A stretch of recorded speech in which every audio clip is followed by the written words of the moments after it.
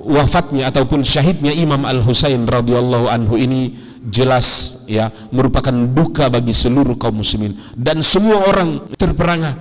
Cucu Nabi sallallahu alaihi wasallam wafat, cucu Nabi SAW mati. Paling bertanggung jawab terhadap peristiwa tersebut siapa? Kalau kita memahami sirahnya, paling bertanggung jawab terhadap pembunuhan Al-Husain adalah siapa yang mengundangnya, siapa yang mengundangnya dan tidak membelanya. Bukankah dia aman di Makkah, di tengah-tengah keluarganya, kaum muslimin dan seterusnya, tetapi orang-orang yang datang mengundangnya, ya, menyuratinya, bahkan memaksanya untuk datang. Sebagian di antara mereka dilihat oleh Al-Husain berada di pihak musuh, sampai Al-Husain mengatakan, bukannya ente yang datang di Makkah?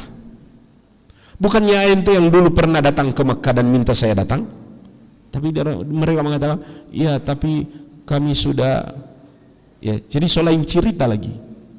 Mereka inilah sebenarnya yang mengundang Al-Husain, tapi mereka tidak menjaganya, ya, yang kemudian menjadi pembunuhnya. Makanya Sayyidah Zainab ketika memasuki Kufa, ya, memasuki Irak, dilihat penduduk Irak itu menangisi jasad daripada Al-Husain tersebut.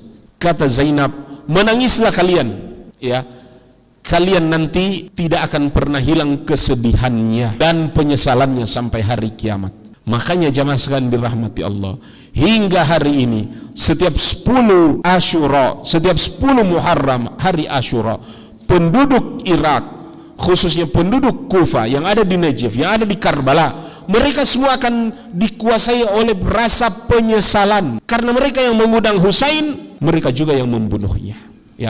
Makanya rasa penyesalan itu tidak hilang. Mereka harus menangis sejadi-jadinya.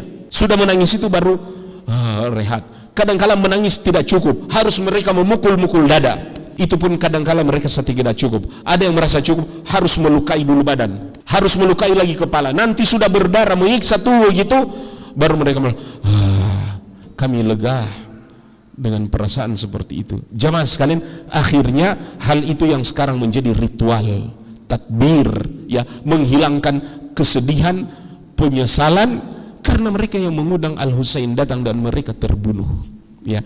Ini yang narasi kematian Al-Husain inilah yang dibangun ketika kita disuruh untuk mencintai ahli bait, ya, dan kemudian kita dituduh orang yang merestui pembunuhan ahli bait.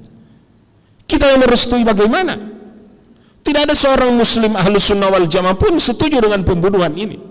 Tidak ada seorang pun yang pro terhadap kematian ini. Kalau dikatakan berduka, kita juga orang yang paling berduka, ya. Tetapi kedukaan kita tidak disertai dengan ratapan, dengan niyah jahiliyah. Kita selalu berikhtiar. Kata Nabi SAW, al-qulubu tahzan, hati sedih, wad-dumu tadma, air mata berlinang, wala naqulu illa bima yurdi rabbuna. Tapi kita tidak mengatakan kecuali yang diridhai oleh Tuhan kami. Inna lillahi wa inna ilaihi rajiun, qadarullah ma syafa'al, ya. Kita seperti itu Ahlus Sunnah wal Jamaah, ya.